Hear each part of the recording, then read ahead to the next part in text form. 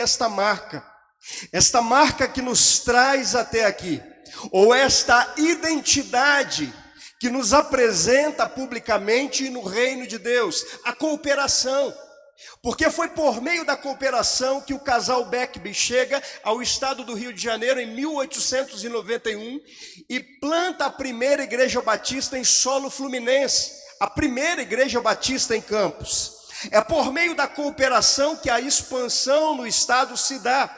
E hoje somos 1.700 igrejas, cerca de 300 congregações, aproximadamente 380 mil batistas nos 91 municípios do estado do Rio de Janeiro, porque a cidade do Rio de Janeiro pertence à Convenção Carioca. Pensar nesta história, ou olhar pelo retrovisor, é trazer ao nosso coração um sentimento de orgulho, mas também de gratidão. E falar de unidade e cooperação neste tempo, creio ser muito oportuno. Tempo este onde vivemos uma polarização política partidária. Tempo este onde vivemos uma polarização entre as comunidades de fé que se chamam igreja. Filosofias, teorias e teologias que muitas vezes nos afastam. Falar de unidade é falar do propósito de Deus. Mas falar de unidade não tem relação com uniformidade. Porque uniformidade é caminhar de forma uniforme. Uniformidade não tem relação com unidade. Pode até haver uma aproximação. Mas unidade é ser tão diferentes e caminharmos juntos com o mesmo propósito, com o mesmo ideal. E como eu disse, a unidade agrada a Deus. O salmista no Salmo 133 vai dizer: ó quão bom e quão suave é que os irmãos vivam em união. A unidade não é só estética. A unidade agrada a Deus. Ela alegra o coração do Senhor. Foi por meio da unidade, ou uma das marcas da igreja primitiva, a igreja agora institucionalizada e pela primeira vez ouvida na história, ela carrega no livro de Atos, capítulo 2, verso 42, os dizeres são que a igreja perseverava na doutrina dos apóstolos. Ela tinha comunhão, ela orava, ela tinha tudo em comum, e aqueles irmãos estavam unidos. A unidade é o propósito de Deus para nós. Quero pensar com você nessa noite, como a Igreja do Senhor, como Associação Petropolitana, sobre este propósito que nos traz até aqui, sobre esta ponte, sobre esta estrada pavimentada, que hoje eu e você podemos passar, chamada unidade e cooperação. Para tanto, quero convidá-lo a abrir a sua Bíblia ou acessar, por meio de um aplicativo, Carta do Apóstolo Paulo à Igreja de Éfeso, no capítulo 4, a partir do verso 12, sentado como você está, acompanhe então a leitura que eu farei, diz assim: tendo em vista o aperfeiçoamento dos santos para a obra do ministério e para a edificação do corpo de Cristo, até que todos cheguemos à unidade da fé e do pleno conhecimento do Filho de Deus, ao estado de homem feito à medida da estatura da plenitude de Cristo, para que não sejamos mais inconstantes como crianças, levados ao redor por todo o vento de doutrina, pela mentira dos homens, pela astúcia da invenção do erro. Pelo contrário, seguindo a verdade em amor, cresçamos em tudo naquele que é a cabeça, Cristo. Eu quero lhe convidar a ler comigo a parte B do versículo 15. Cresçamos em tudo naquele que é o cabeça, Cristo. Pai bendito, Obrigado pela tua palavra, e que mais uma vez nesta noite, sendo ela a verdade, a bússola, a nossa regra de conduta e fé, o nosso norte, que a tua palavra, por direção do Espírito do Senhor, abra a nossa mente, o nosso coração, para que possamos ser edificados pela mesma, e que ela venha nos revestir de coragem, de graça, de autoridade, para cumprir a missão que o Senhor nos deu como igreja. Obrigado por esta palavra, Senhor, em nome de Jesus. Amém. Paulo, perseguidor, que agora se torna perseguido. Paulo, crente em Jesus. Paulo, um discípulo convertido. Mas a carta inicia rotulando Paulo como apóstolo. Apóstolo é alguém enviado, é um mensageiro, um emissário da parte de Deus. O apóstolo Paulo é aquele que carrega a mais linda, preciosa, profunda e a maior mensagem da história e da humanidade.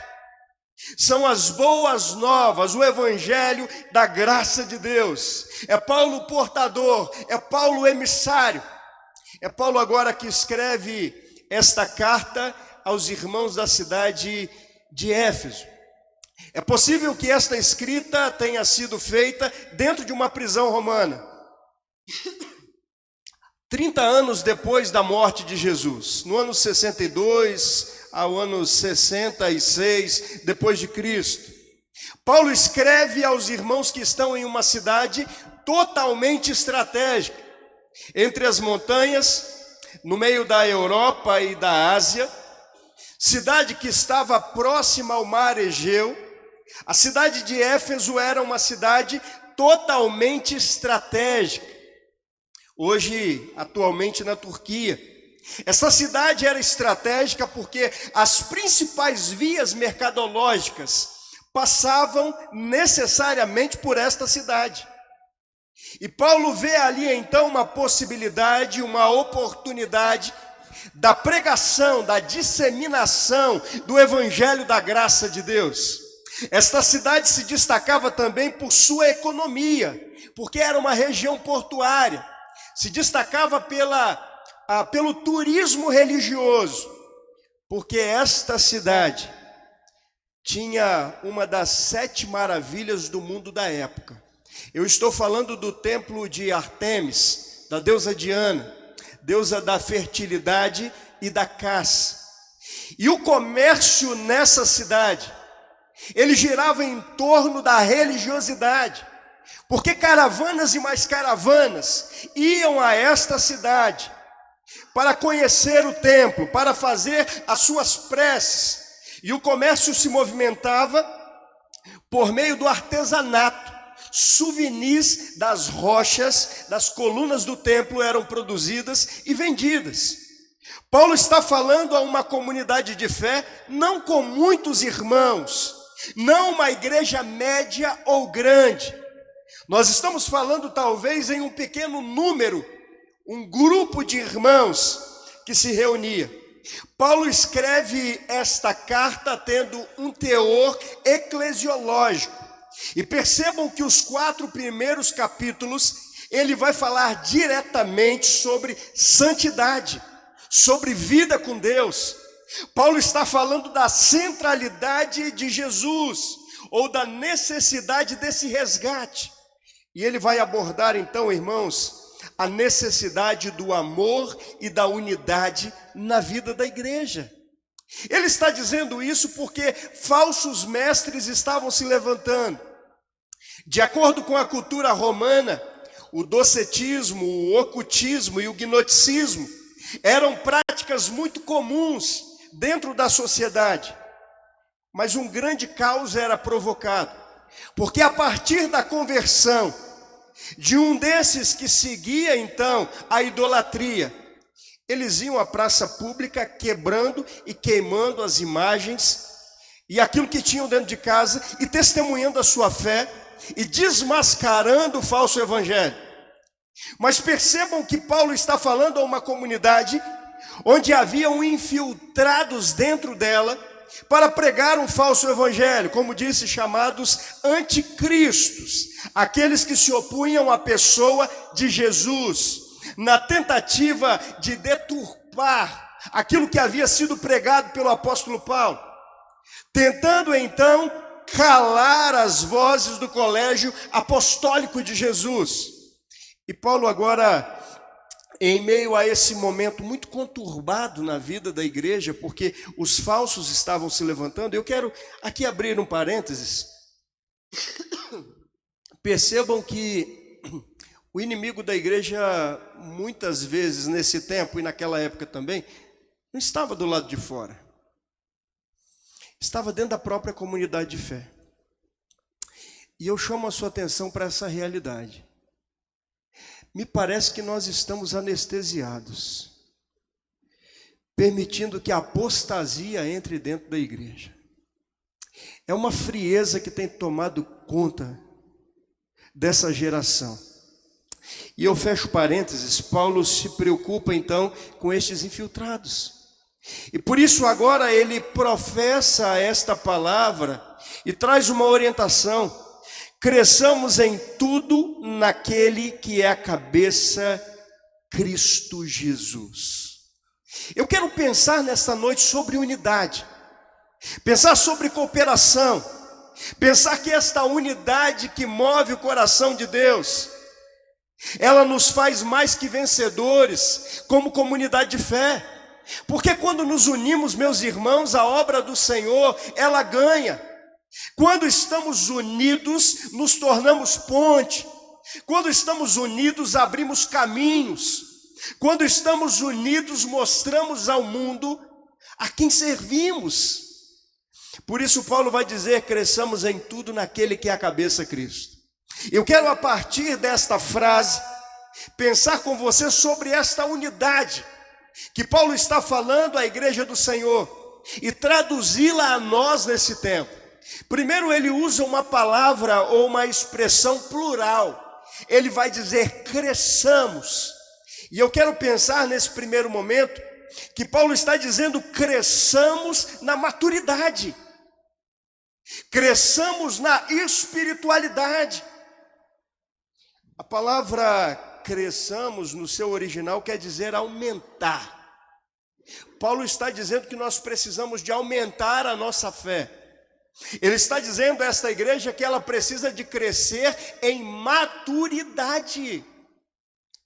E é no verso 14, se não me falha a memória, ele vai dizer para que não sejamos mais infantis. Exatamente isso que ele vai dizer no primeiro capítulo da primeira carta aos Coríntios. Vocês estão como crianças que tomam leite porque não podem comer comida sólida, não conseguem dar passos porque estão engatinhando, por causa da sua imaturidade. Um pensador desconhecido, ele diz que a imaturidade é não saber ouvir a verdade. Imaturidade é não saber ouvir a verdade. E como isso é redundante, né? Mas é verdade. Porque o imaturo não consegue ouvir aquilo que é puro, aquilo que é real, aquilo que é verdadeiro. Eu tenho 2 crianças dentro de casa. E como bem disse o pastor Sidney, Elisa e Alice, está com a memória muito boa, 4 e 5 anos de idade. E às vezes, pastor Pimentel, a gente vai chamar a atenção delas para corrigir o comportamento, para ajustar a conduta, né? Porque é nessa fase que a gente precisa de estar muito perto e fazer esse tipo de correção. 2 meninas de 4 e 5 anos de idade se emburram. É mole. E vira a cara para o pai. E eu me sinto o pior homem do mundo. Porque parece que eu estou errado quando eu quero ensinar a verdade. Mas isso acontece porque elas ainda são infantis. Mas a verdade é que tem muito adulto também que faz isso, né? Que é imaturo, que está vivendo essa imaturidade. E eu fico muito preocupado com a igreja desse tempo, meus irmãos. Essa igreja de hoje, dessa geração, Porque a gente está muito preocupado se a parede do outro está preta ou não está, se está branca, se está azul. A gente está preocupado com a forma que o vizinho, o pastor do lado está se vestindo. Salvo as suas exceções, porque existem questões doutrinárias. Mas me parece que nós estamos preocupados com a grama do vizinho, do lado. E a gente não consegue mais olhar para dentro da gente e fazer a reflexão como igreja. Estamos desviando o caminho, disfarçando, colocando debaixo do tapete a sujeira, porque é mais fácil olhar para o outro. Paulo está falando que havia imaturidade na vida desses crentes. E aí tem gente que diz, não vou cooperar com a igreja porque eu não gosto daquilo que o pastor está falando, eu não gosto da pregação dele, eu não gosto da forma que a igreja está sendo conduzida, eu não vou enviar plano cooperativo para a convenção porque eu não concordo com a liderança. Eu sinto muito de dizer, mas isso é imaturidade. Porque dízimo você devolve na igreja, não é na entidade carente. Plano cooperativo é fidelidade, não é bíblico, mas a fidelidade é bíblica. E eu fico olhando para essa igreja, eu fico olhando para essa geração, quanta imaturidade. Paulo nos chama para viver esta unidade em meio à diversidade. Diversidade são pessoas diferentes. Porque se você olhar para o seu lado agora, você vai ver que tem alguém muito diferente de você. Que ouve diferente, que interpreta diferente, que fala diferente, que vê as coisas diferentes. Você vê de uma forma, essa pessoa vê de outra forma. E aí, algum tempo atrás, eu fui convidado para um concerto sinfônico. Apresentação de uma orquestra sinfônica em um teatro. E eu confesso que eu só fui porque eu ganhei um convite. E eu não quis dizer ao colega que me deu o convite que eu não era muito chegado a isso. Porque não é o meu estilo, não é aquilo que eu curto muito, e eu tenho direito. Mas eu fiquei constrangido, porque era um ministro de música da minha igreja, e ele queria, de alguma forma, me prestigiar. E eu falei, tá bom, eu vou lá. E quando eu cheguei, meus irmãos, eu vi um monte de instrumento, que eu não sei nem o nome. E aí eles começaram o aquecimento, antes de começar o concerto. Começou o aquecimento, pastor Giovanni, um tocava uma coisa, outro tocava outra. E aí ele falou para mim, olha, aquele lá é ministro da Escola de Música do Estado do Espírito Santo, aquele lá é concertista internacional. Mas, gente, eu já não gostava. Que som feio, que coisa horrível. Cada um tocava uma coisa estranha, diferente da outra. Mas quando um personagem chamado Maestro subiu à plataforma, e aí a coisa ia começar agora, definitivo. Com uma varinha na mão, ele começou a reger. E todos aqueles instrumentos, o som era esse daqui. Eu pensei assim, eu fui arrebatado agora, porque o som está bonito, até eu estou gostando. E estava ficando bom. E aí eu comecei a pensar na gente. No meio de tanta gente esquisita, que é você e sou eu, somente por meio do Maestro Jesus é que a gente consegue ter unidade. A gente só consegue ter unidade por meio do Maestro, que é Cristo. Ele é o Senhor da igreja. Cresçamos em maturidade. Cresçamos na vida espiritual. Tem muita gente flertando com o mundo. Tem muita gente flertando com o pecado. Quem é flamenguista, e eu sou, e não precisa de causar alvoroço, não canta hino do... Ninguém é perfeito, né? Quem fez... Flamenguista não canta o hino do Vasco, canta.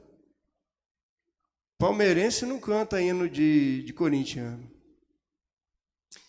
Por que tem crente que fica postando música do mundo no seu Instagram e servindo a Deus e o diabo ao mesmo tempo? E aí eu fico pensando nessa imaturidade. Paulo nos exorta a crescer em maturidade e na espiritualidade e exercer a nossa fé de forma mais intensa. Então, irmãos, Associação Petropolitana, igrejas, pastores, líderes, irmãos, cresçamos juntos em maturidade, porque por meio dessa maturidade nós exercemos também a nossa unidade. Mas essa palavra plural, ele vai dizer cresçamos em quê? A maturidade, mas cresçamos na unidade como comunidade, por meio do amor, para o exercício do serviço. Cresçamos em amor para servir ao mundo. Paulo exorta a igreja a crescer no amor.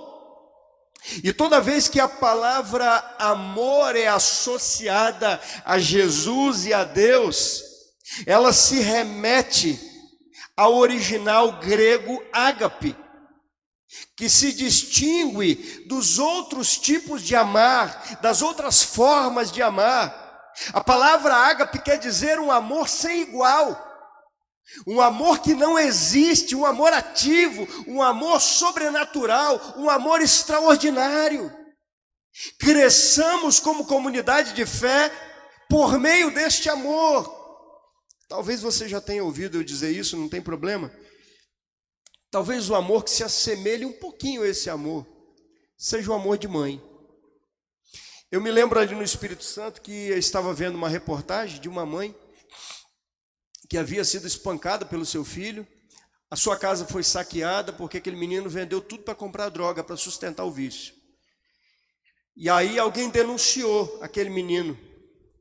E aquela mãe agora, entrevistada, a repórter vai dizer: seus problemas acabaram, né?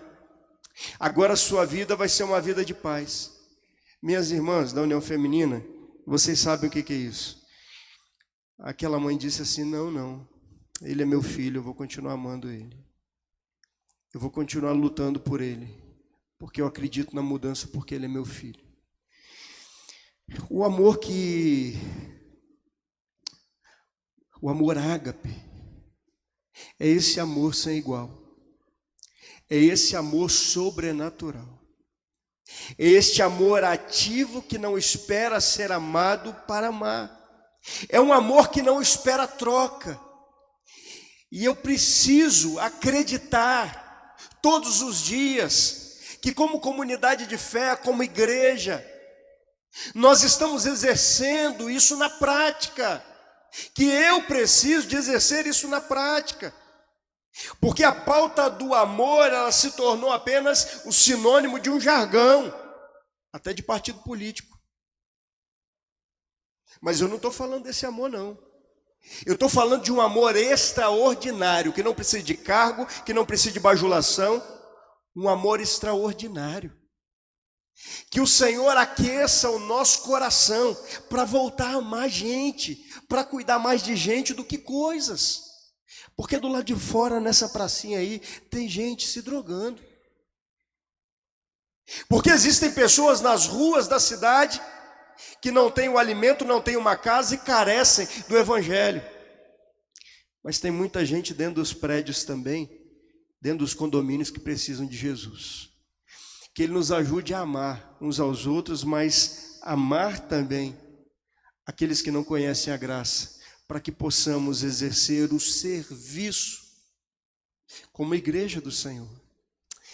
E uma das palavras, creio eu, que tem trazido muita confusão no nosso meio, criada pelo ser humano, é o voluntariado. Porque a igreja não tem voluntário, gente. A Bíblia não fala de voluntário. O crente é servo. Nós fomos chamados para servir. Por meio desse amor, nós servimos a causa do evangelho. Nós estamos terceirizando as nossas celebrações. Nós estamos terceirizando o nosso serviço. Nós estamos abrindo mão do privilégio. E o maior líder é o maior exemplo de serviço, Jesus. O maior exemplo de serviço carrega uma toalha e uma bacia. Carrega uma toalha no ombro e uma bacia. As mãos poderosas que criaram as estrelas, o sol, a lua, eu e você, tudo que existe, foram essas mãos que serviram aos pés imundos de discípulos, inclusive daqueles que o iriam trair. Eu gosto de pensar que a igreja precisa de ser igual garçom. Porque garçom é aquele que prepara o ambiente, ele te atende, ele cobra, ele fala muito obrigado e pede perdão pelo que ele não fez. Às vezes quem ofendeu ele foi você, ele está pedindo perdão. E eu gosto de pensar que o serviço da igreja é esse. O serviço da igreja é de olhar o próximo como maior do que a si próprio. Porque assim servimos, porque assim cuidamos, porque assim amamos. Cresçamos em tudo. Cresçamos na maturidade. Cresçamos no serviço. Cresçamos no amor. Mas a segunda palavra dessa frase, ela tem relação com integridade. Olha o que o texto vai dizer. Cresçamos em tudo. Ele está falando de integridade. Cresçamos não de uma forma pontual, de uma forma específica, ou em um determinado ponto, mas ele generaliza. Cresçamos em tudo. Crescer em tudo é integridade. É crescer de forma integral. Não é viver um evangelho parcialmente. Eu gosto muito daquele exemplo usado pelo Dr. Moody, um pastor, um dos maiores avivalistas da história, que vai falar de um homem que, sem as pernas e os braços, entra dentro de uma igreja. E ao final daquela celebração, no apelo, aquele homem vai à frente e entrega a vida a Jesus. E aí um irmãozinho abençoado, que não tem na sua igreja nem na minha, ele procura o pastor depois daquela celebração e pergunta: pastor, eu não entendi muito bem aquele rapazinho na frente, se ele não tem perna e nem braço, qual vai ser a utilidade dele? Que ministério ele vai ocupar dentro da igreja? O que ele vai poder fazer? E aí aquele pastor, Marcelo, vai dizer o seguinte: mais vale um homem pela metade que se entrega por inteiro do que o inteiro que se entrega pela metade. Mais vale um homem pela metade que se entrega por inteiro do que o inteiro que se entrega pela metade. Sabe por quê, gente? Porque o evangelho não pode ser vivido pela metade. O evangelho é integral. O evangelho é de corpo, alma e espírito. Cresçamos em tudo, ao ponto de que a cidade olhe para você e veja Jesus. Há semanas atrás eu tive o cuidado de olhar o ranking das instituições de maior credibilidade e as profissões. Tudo bem que pastor não é profissão, mas ele foi enquadrado ali dentro. O exercício pastoral não está entre as 10 profissões de maior credibilidade. A igreja não ocupa o ranking na primeira colocação das organizações ou instituições de maior credibilidade. Primeiro vem bombeiro, polícia federal, médico e depois a igreja. E quando eu olho para essa realidade, ela é muito preocupante para mim. Ela é preocupante, irmãos, porque me parece que nós não estamos fazendo a diferença. Eu me lembro que algum tempo atrás, procurando um local de retiro para a igreja, e eu conversava com o senhor, dono de um sítio, eu falei: seu sítio é muito bom. Mas pena que aqui não tem um asfalto, né? Porque quando chove a estrada fica muito ruim. Por que você não procura um político, alguém que possa te ajudar? Aí ele olhou para mim, Léia, falou: você é político? Aí eu falei: eu não. Tem cara? Ele falou: tem. Eu falei: mas eu não sou político. Aí ele falou assim: pastor Pimentel, graças a Deus, porque tem 3 classes que eu não creio mais: político, padre, pastor, e eu continuei calado. Porque eu entendi, pastor Giovanni, o recado dele. Ele estava dizendo que terno e gravata não quer dizer nada mais. Bíblia debaixo do braço, entrega de folheto, pregação em praça pública, faz parte da vida cristã. Mas isso não é a vida cristã integralmente, isso faz parte. O recado que aquele homem estava me dizendo, ou passando para mim, é que vida cristã não pode ser vivida pela metade. Cresçamos em tudo. E agora o Paulo vai finalizar, meu horário está avançado já, né? Paulo vai finalizar dizendo que cresçamos em tudo naquele que é o cabeça. Naquele que é a cabeça, Cristo. No original grego, a palavra cabeça, ela se reporta à liderança, à fonte, à inspiração, a uma missão. Cresçamos em tudo naquele que é a cabeça, Cristo Jesus. Nós temos um convite agora para viver essa unidade, espelhando o próprio Cristo por meio de nós. Porque somente por meio de nós que o mundo verá Jesus. O apóstolo do amor, João, na sua carta e no seu evangelho, ele vai falar que o mundo só pode ver Jesus por meio do amor. Ele vai dizer que Deus amou o mundo de tal maneira, e que nós devemos amar uns aos outros como essa tal maneira que ele nos amou. E aí, gente, quando eu olho uma cidade, um município, com quase 300 mil habitantes, que é a cidade de Petrópolis, que 29% apenas se declaram cristãos, a gente tem 70% para ganhar, então isso é um campo missionário. Uma cidade que me lembra muito a Europa, porque o europeu não precisa de nada, né? A cidade de Petrópolis é número 1 em segurança, é a melhor cidade em qualidade de vida, vocês estão quase no céu. Isso faz nos achar que a gente não precisa de nada. A cidade imperial precisa de conhecer o imperador, o rei dos reis. Ela precisa de conhecer Jesus por meio da igreja. E é somente por meio da sua vida, é por meio dessa unidade, de caminhar juntos, que podemos então cumprir a missão de fazer discípulos. De fazer discípulos por meio da própria vida. Porque o discipulado, a evangelização é a vida. E eu tenho falado isso de forma repetitiva por onde eu tenho passado. Porque alguns dizem que são tímidos, que têm constrangimento, e dizem até que não tem tempo. Porque papel de batizar alguém não é do pastor, não. Papel de discipular alguém, trazer alguém para a igreja, não é do pastor, não. A minha geração cresceu com esse conceito. E a gente cresceu com o conceito que discipulado é vir para a escola bíblica dominical. Faz parte, mas não é isso, não. Discipular alguém é chamar essa pessoa para viver a sua vida. É lá no seu trabalho. É lá na sua escola, na faculdade. É onde você estiver. É chamar essa pessoa para ir no cinema com você. É chamar essa pessoa para lanchar com você, para jantar. O que é pagar meu jantar, inclusive, não veio, né? É chamar essa pessoa para almoçar com você. É chamar essa pessoa para viver a sua vida. Porque quando ela viver a sua vida, ela vai olhar e vai dizer assim, ó, esse camarada pensa diferente. Essa mulher tem um coração diferente. Esse rapaz, ele fala diferente. Ele se veste diferente. A sua conduta é diferente. E aí vai perguntar de onde vem isso. Aí você vai dizer, humildemente, isso não vem de mim. Isso vem daqui.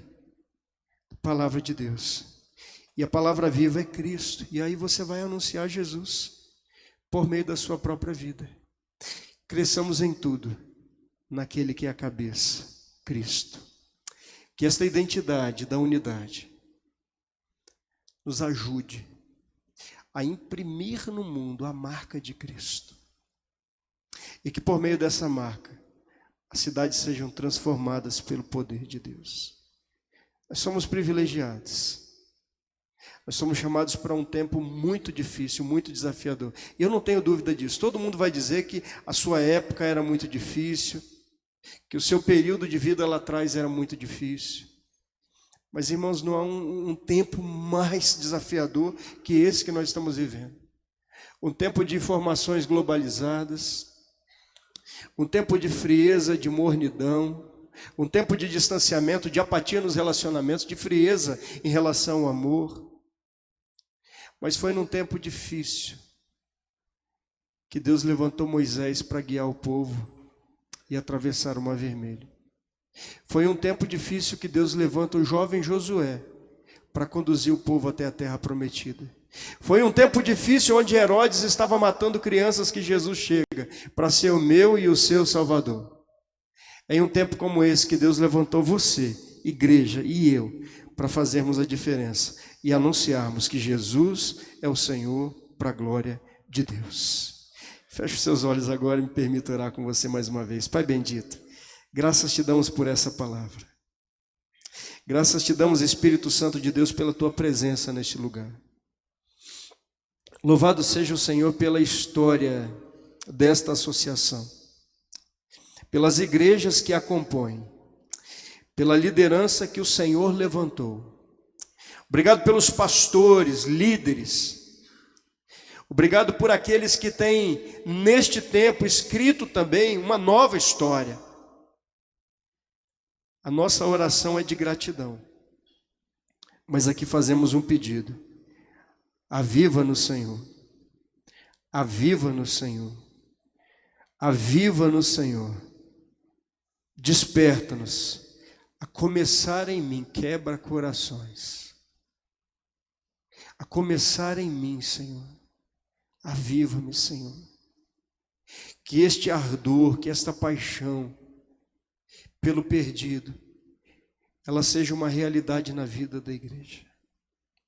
Ajuda-nos a amar sem distinção, não o pecado, mas o pecador. A confrontá-lo com amor, mas ser o ombro, ser o peito, ser o ouvido, ser os lábios que o Senhor vai usar para impactar essa geração. Obrigado, Senhor, porque o Senhor se revela a nós por meio da tua palavra. Dá-nos ânimo, Senhor, encoraja-nos para cumprir essa missão. Obrigado pelo privilégio de fazer parte desta geração com tantos desafios. Mas o Senhor me escolheu, o Senhor nos escolheu para sermos porta-vozes da graça e da maior mensagem do mundo, o Evangelho da graça de Deus. Espírito Santo, continua conosco. A celebração se encerra logo mais, mas o culto não, porque nós somos um culto ao Senhor. Nós somos a igreja, não é esse edifício. Que o nosso coração esteja aquecido, aceso a todo momento. Que nosso coração seja o altar do Senhor. Fica conosco, Pai. Em nome de Jesus. Amém e amém.